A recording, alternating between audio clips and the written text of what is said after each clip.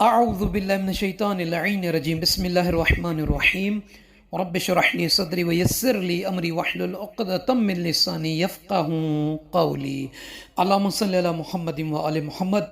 عاشقان امیر المومنین، محبان مولا متقیان اور والیان حیدر کرار کے لیے ایک بہترین وظیفہ ہے، ایک بہترین عمل ہے۔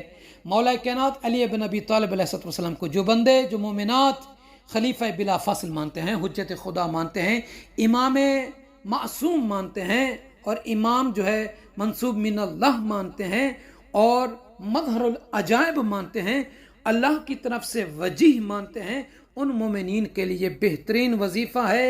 جو بھی بندہ، جو بھی کنیز اس ذکر کی تسبیح کو پڑھے گا، وہ یقیناً اپنے مطلب تک، اپنی مراد تک، اپنی حاجت تک، اپنے مقصود اور مطلوب تک پہنچ جائے گا، اس کو اس میں کامیابی ہوگی۔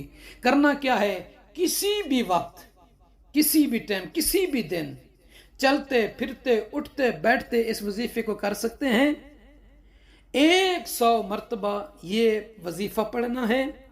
للمطالب العظیمہ، بڑی بڑی حاجتیں، بڑی بڑی مرادیں، بڑی بڑی منتیں، بڑی بڑی خواہشات ہیں، ان کے لیے آپ اس وظیفے کو کیجئے گا۔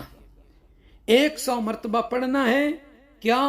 بسم اللہ الرحمن الرحیم، اللہم صلی علی محمد و آل محمد، اللہم صلی علی محمد و آل محمد، اللہم صلی علی محمد و آل محمد۔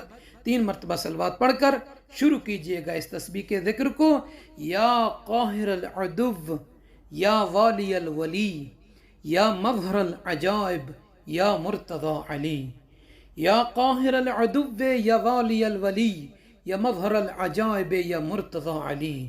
یا قاہر العدو یا والی الولی، یا مظہر العجائب، یا مرتضی علی۔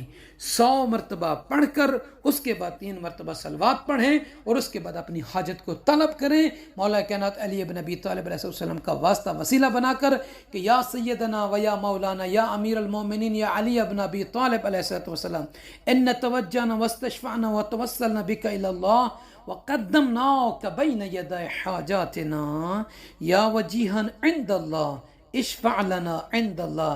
اے اللہ کی بارگاہ میں وجیہ، اے اللہ کی بارگاہ میں عالی شان رتبہ رکھنے والے اللہ کے ولی، میری یہ حاجت ہے مولا، مشکل کشا، میری یہ مشکل ہے، میری مشکل کشائی فرمائیے، میری مدد فرمائیے۔ اس طریقے سے آپ دعا مانگیں۔